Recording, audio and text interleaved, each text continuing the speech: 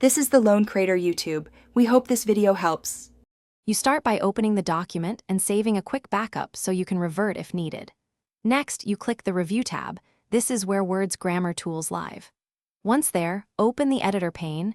It runs a full check beyond simple spell check. Make sure you have an active language set for the document so suggestions match your intended dialect. If you're collaborating, turn on track changes to review edits later. This keeps you in control of each grammar fix. You now run the editor check and watch the issues populate in the side pane. Read each suggestion.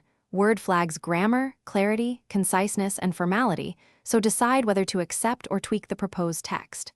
Once done with a suggestion, apply accept or ignore and move to the next item.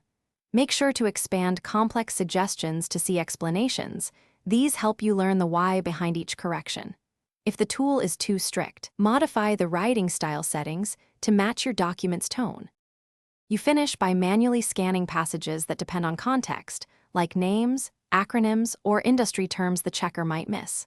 Once done, use Read Aloud. Hearing the text exposes missing words and odd phrasing you may skip visually. If you still spot errors or the editor seems silent, check the proofing language and enable proofing for that language.